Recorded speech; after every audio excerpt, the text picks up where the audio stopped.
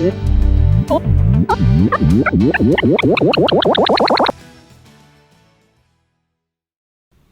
back. This is AACTV, reporting from the studio. I'm Piper Luckey. And I'm Adele Pillars. A couple weeks ago, the seniors got absolutely drenched at 6 a.m., but Senior Sunrise was a hit as this year's graduating class starts off their last year of high school. The One in a Melon Cantaloupe Festival is a tradition in Fallon, Nevada, with attendees from all over the state. We turn to JB Brown and Kathleen Leslie. Hi, I'm Kathleen Leslie reporting for AACTV on the Fallon Cantaloupe Festival and County Fair. At the Fallon Cantaloupe Festival, people come from all over to showcase their creations, learn about agriculture, and to have a good time. A notable part of the Cantaloupe Festival in Fallon are the carnival rides and games and the live music. There are many vendors at this event selling things from homemade arts and crafts to fresh fruits and vegetables. We spoke to one of the vendors on her perspective of this event. I've been doing crafting events for like 5 to 6 years right now, and this is one of Fallon's largest events that they have every year, and we didn't have it last year, so this year was really important to a lot of the community in a whole to come out and actually be able to go out since there was the COVID lockdown last year. So it was exciting to be out here with everybody and see all old friends and old vendor friends and so on and so forth. Joy shared with us why she started selling her creations. Well, my husband told me I had to quit making so much stuff and giving it away because it was getting too expensive. I either quit or start selling it for some sort of a reimbursement of what I was spending. So I decided I'm not going to quit because that's my therapy in a sense. So I decided to start selling it. The Fallon Cantaloupe Festival also strives to put an emphasis on education and agriculture. In order to learn more about this, we were given the opportunity to talk to the board president, in which we learned that they set up booths from FFA and 4-H. So the Cantaloupe Festival has a huge impact throughout the community. It's one of our keystone events, and we've been putting it on for 35 years. It highlights our agriculture and, to a certain extent, our sense of community. I really enjoy the FFA and 4-H animal displays, and at one point I was actually even roped into kissing a pig. They highlight our agriculture and they highlight the students' involvement for future generations to be involved in our agriculture and our heritage. The opportunity to emphasize education here at the Cantaloupe Festival is very important to us, and we focus on our future generations. Because of that, we actually open the festival early just for a 5th grade field trip. We bring all of the 5th graders in Churchill County here to the Cantaloupe Festival. They get to go through the educational exhibits, and then we feed them hot dogs before we send them back to school. The Fallon Cantaloupe Festival and County Fair provides an opportunity for people from all over to come together and celebrate Fallon's Hearts of Gold. For AACTV, I'm Kathleen Leslie. Thanks, JB and Kathleen. Along with the Cantaloupe Festival, Nevada has a lot of events throughout the year, one of the most popular being the Reno Rib Cook-Off. Zach Wilson and Aidan Allen report. I'm Aidan Allen reporting with Trailblazer Media. I'm here at the annual Best in the West Nugget Rib Cook-Off, here to try some ribs and talk to some vendors and patrons about the Rib Cook-Off. After the cancellation of 2020's Cook-Off, vendors are ready to compete for the title of Best Rib, Best Sauce, and People's Choice. Arts and crafts vendors also sell their products. I talked to Tom Moa of Montana Barbecue and asked him some questions. Do you guys plan on doing anything differently this year than you did in 2019? Probably not. I have a philosophy when I'm competing.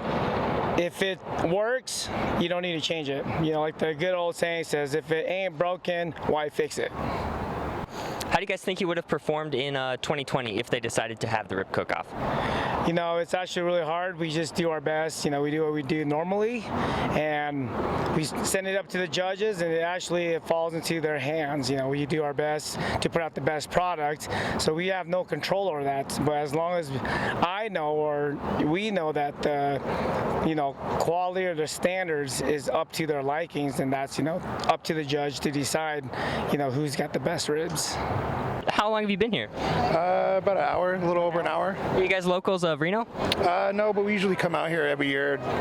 We usually go to North Lake and climb at Squaw Valley, but with the fires going on, we still were lucky that they're still doing this, so we came out, still wanted to come out and have fun.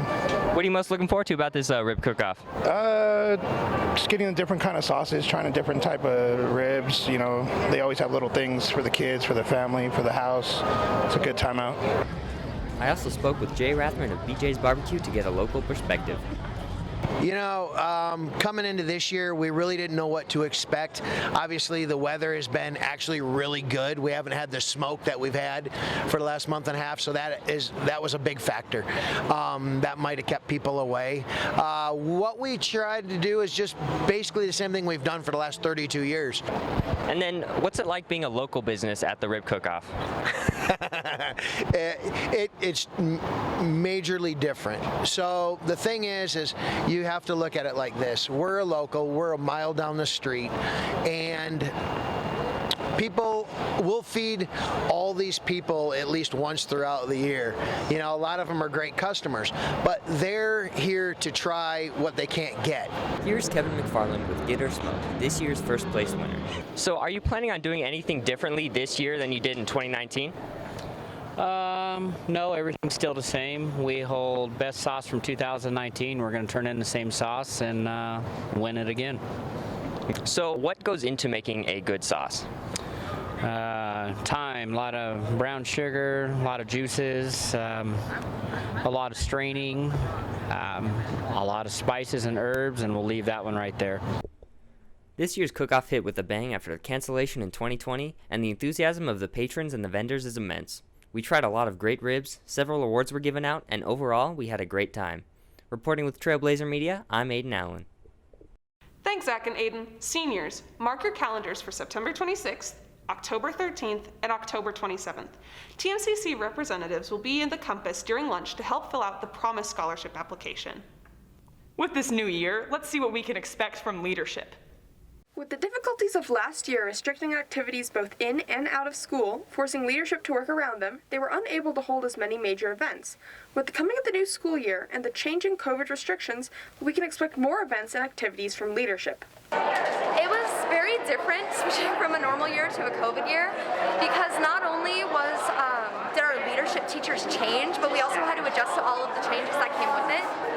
For example, we didn't have everyone in person together because of the hybrid schedule. There was group A, group B. It was also just very hard to work together in general because of the COVID restrictions, like not being able to use certain materials. In years past, leadership held many events throughout the school year. From dances to movies in the Commons, there was always something fun on the horizon. All of this ended, however, when the COVID-19 pandemic ground the world to a stop. Hopefully we can get some good events going. It's all pandemic dependent. We were supposed to have an ice cream social like the first couple weeks of school. We had to skip that, but we are doing a Spirit Week next week, so we're going to incorporate ice cream. We're working on homecoming. We're working on winter formal. We're hopefully going to have some movie nights. We'd like to have a bunch of events, but again, a lot of it is going to be very fluid. The new school year also sees the return of Miss Raker as the head of leadership, joined for the first time by Mrs. CARLSTROM. When I was in high school, I was a really big part of leadership, so it's always been in the back of my mind, and it seemed like this year we needed the help, so I volunteered. The students are already hard at work on this year's homecoming dance and Spirit Week, ushering in their return. To welcome you back, leadership has a surprise announcement for you. So the homecoming theme is Broadway, so it's stuff to do with musical, theater, and all that fun stuff. Thanks, Kira. Now we go to Luke for an update on the hallways. Thanks, Adele. Today, the ceilings are clear and the hallways are still crowded. Back to you. Picture Day is on October 14th and 15th. Even though AACT has no sports teams, many kids still play sports at their own schools. With more on this, Ellie Mundt visits with some of our own students. The Academy of Arts, Careers, and Technology is the only CTE-focused school in Washoe County. This makes it a top choice for many students. While it has many programs such as metalworking, video production, and culinary, it lacks in music and sports programs. For this reason, many students go to their own school, but others take this obstacle head-on and attend AACT while going to their zone school for extracurriculars. I played basketball and golf for Galena High School. I've played tuba for about 6 years, and I've been in the Reed High School marching band for about 4 years. I play with the Reed High School marching band. I play alto saxophone. This is my first year playing alto sax, and I've played bari sax for 1 year. When doing so much outside of regular education, a student's primary focus becomes managing their time and energy. Every student has different methods of staying organized.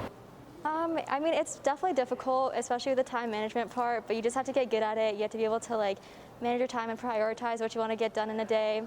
I usually write stuff in a planner and plan out my day. Some students even hold leadership positions, which increases the difficulty of managing time between responsibilities. This also just goes to show that AACT students can be as involved as students from their zone school.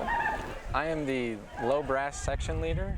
I basically lead and manage all of the tubas, trombones, and baritones, so a large section of the brass instruments, and I get them organized.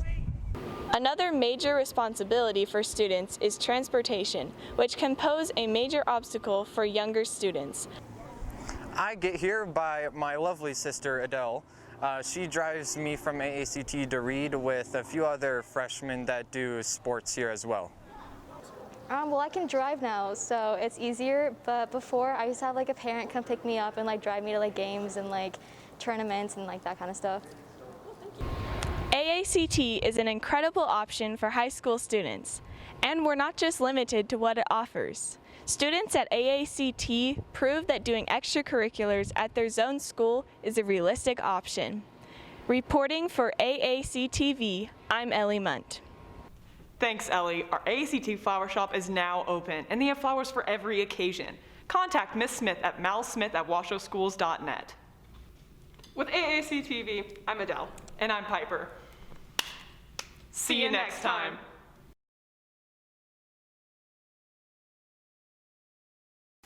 Dude, did you hear that Mr. Rogers was in a carnival-themed metal band? BS. Teachers don't have lives outside of high school.